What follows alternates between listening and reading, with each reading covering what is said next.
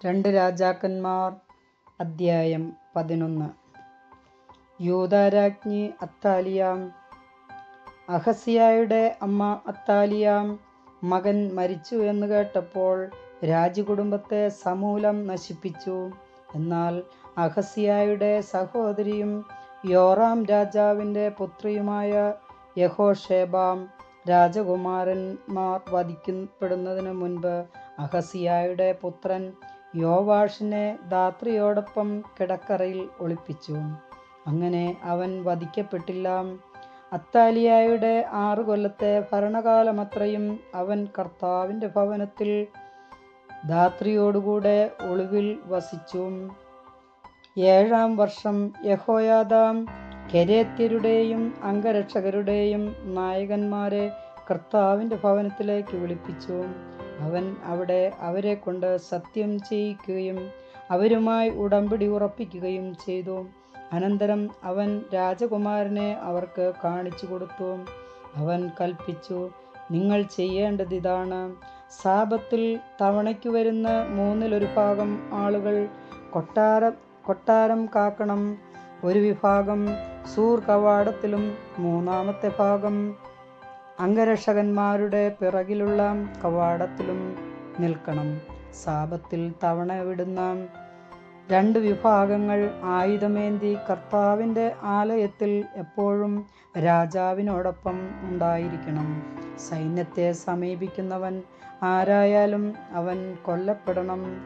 നായകന്മാർ പുരോഹിതൻ യഹോയാദായുടെ കൽപ്പനയനുസരിച്ചു. അവർ സാപത്തിൽ തവണ വന്നവരും വിട്ടവരുമായ തങ്ങളുടെ സൈന്യത്തെ അവൻ്റെ അടുക്കൽ കൊണ്ടുവന്നു. പുരോഹിതൻ കർത്താവിൻ്റെ ഭവനത്തിൽ സൂക്ഷിച്ചിരുന്ന ദാവീദ് രാജാവിൻ്റെ കുന്തങ്ങളും പരിചകളും നായകന്മാരെ ഏൽപ്പിച്ചു. കാവൽഭടന്മാർ ആയുധധാരികളായി തെക്കുവശം മുതൽ വടക്കുവശം വരെ ബലിപീഠത്തിനും ആലയത്തിനും ചുറ്റും നിലകൊണ്ടു.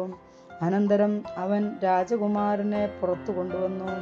കിരീടമണിയിച്ച് അധികാരപത്രവും നൽകി. അവർ അവനെ രാജാവായി പ്രഖ്യാപിച്ച് അഭിഷേകം ചെയ്തു. അവർ കരഘോഷത്തോടെ രാജാവ് നീണാൾ വാഴട്ടെ എന്ന് ഉദ്ഘോഷിച്ചു. കർത്താവിൻ്റെ ആലയത്തിൽ ജനത്തിൻ്റെയും കാവൽക്കാരുടെയും ശബ്ദം കേട്ട് അത്താലിയ അങ്ങോട്ട് ചെന്നു. രാജാവ് ആചാരമനുസരിച്ച് തൂണിൻ്റെ സമീപം നിൽക്കുന്നത് അവൾ കണ്ടു. സേനാനായകന്മാരും കാഹളം മുഴക്കുന്നവരും രാജാവിൻ്റെ അടുത്തു നിന്നിരുന്നു. ജനങ്ങളെല്ലാം ആനന്ദഭരിതരായി കാഹളം മുഴക്കിക്കൊണ്ടിരുന്നു.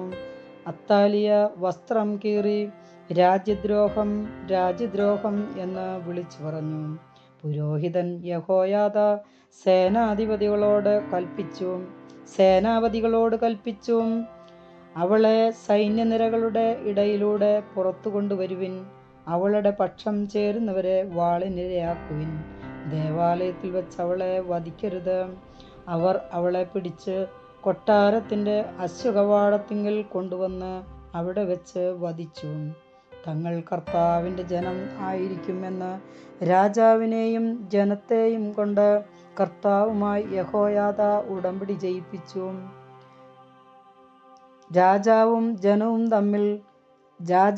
ജനവും തമ്മിലും ഉടമ്പടി ചെയ്യിച്ചു. ദേശത്തെ ജനം ഒരുമിച്ച് ബാൽ ഭവനത്തിൽ കടന്ന് അത് തകർത്തു. ബലിപീഠവും വിഗ്രഹങ്ങളും തച്ചുടയ്ക്കുകയും ബാലിൻ്റെ പുരോഹിതൻ മത്താനെ ബലിപീഠത്തിന് മുൻപിൽ വെച്ച് കൊല്ലുകയും ചെയ്തു.